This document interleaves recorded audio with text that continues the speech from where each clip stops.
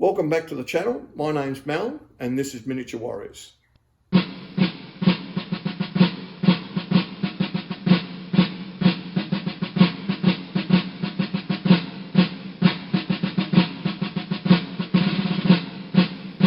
This month's game sees us playing a game of Longstreet by Sam Mustafa. It is the start of a campaign series which we will play on and off over the next couple of years, so stay tuned to the channel. Today's game is loosely based on the Battle of Bull Run. I have 5 players, each commanding a brigade, which they will command throughout the campaign, consisting of 3 regiments of infantry, a cavalry regiment and a battery of guns. As they fight their way through the campaign, they'll be trying to achieve epic points, which will lead to them being promoted, and ultimately, if they have enough epic points and roll enough promotions, they will win the campaign.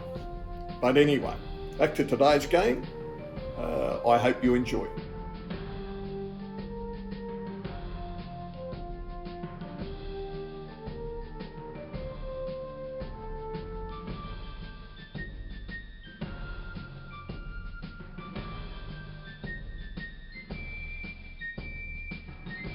The scenario: it is July 21st, 1861, and we are just north of the Manassas Junction, Northern Virginia.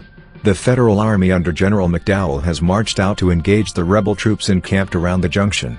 His plan to conduct a right hook against the rebel position is about to get underway. In the early morning, Colonel Boldman's brigade starts the flanking maneuver, supported by Hislop's brigade. The rebel pickets quickly detect the approaching Yankees, and Colonel Cooper shifts his brigade to the west to meet this new threat. Colonel Backer's New York brigade moves forward towards the Stone Bridge, in an attempt to hold the rebels in place, and as the action is about to open, Gray's brigade is dispatched from the Confederate center to reinforce Cooper. Here we see Cooper's brigade atop Henry Hill. At the top of the screen, we see Boldman's brigade entering the table from north as they complete their flank march. Colonel Backer's New Yorkers deploy either side of the road to the Stone Bridge. Backer's 1st New York Volunteer Cavalry race forward at the gallop to threaten the Stone Bridge, and the rebels respond, maneuvering 2 regiments forward. With the rebel infantry in place, the Union cavalry retired, and the 20th New York Infantry prepared to charge across the bridge.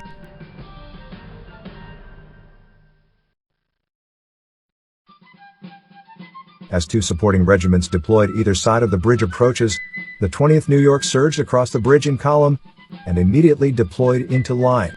At the far end of the field, near the Stone House, Boldman's brigade had cleared the trees, and his cavalry had pushed around the extreme end of the Confederate battle line, commencing to threaten the rebel center.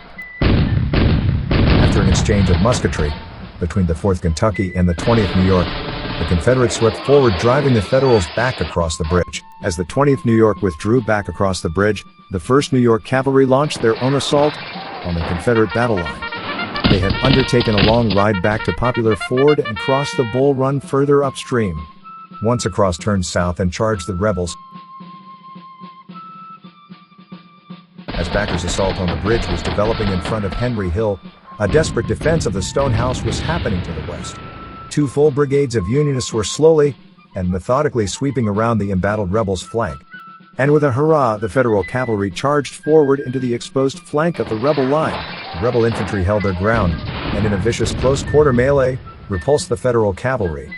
As this attack petered out, the 1st New York was fighting an even more desperate fight. Having charged into the center of the rebel position, they now found themselves surrounded and fighting in multiple directions. After 5 charges against Gray's cavalry that had finally arrived on the field, the 1st withdrew out of the cauldron of death and recrossed to the north bank of the Bull Run. The combat in front of Henry Hill now settled into a prolonged firefight, which saw the 4th Kentucky swapping volleys with 3 Union regiments and a battery of 6-pounders. The 4th was slowly whittled away but fought valiantly to the end. The action now became focused on the Union push to take the Stone House, and a wall of Union bluecoats massed on the hills just behind. The rebels, lacking numbers, started to give ground, and as the light began to fade, Cooper's brigade commenced giving ground under the sheer weight of numbers pitted against it, and Gray's brigade that had been late to arrive conformed with Colonel Cooper's exhausted troops. The rebel line bent back and then broke. The day was lost.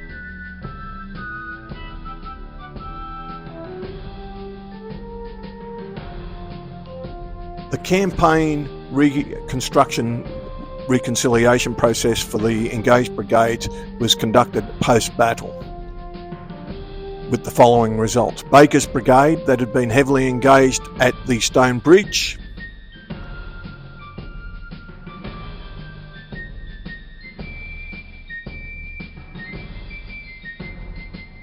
Baldwin's brigade, which had been engaged on the flank march that turned the Confederate left,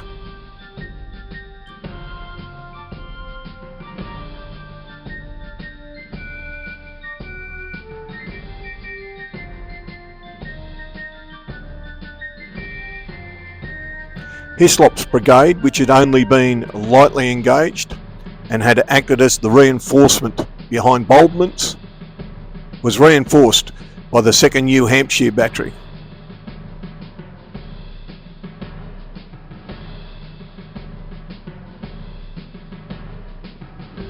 Cooper's brigade, which had held the Confederate left most of the battle, had taken fairly heavy casualties, but the Confederate War Department had sent reinforcements.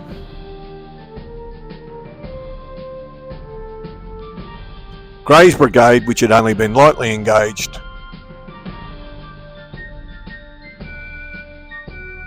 and hence that's where the 5 brigades sit.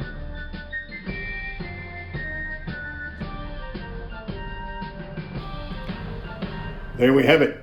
Game over. Confederate defeat, Union victory. The first game in a Longstreet campaign that we will probably play over the next maybe 2 or 3 years.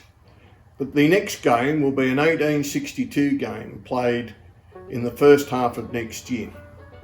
So campaign wise, in the middle there'll be a scene setter that I will publish that will give the background between this battle, the Battle of Bull Run, and the first engagement in 1862. Anyway, heaps of fun was had with the Longstreet rules, a good game, and I hope you enjoyed. See you again.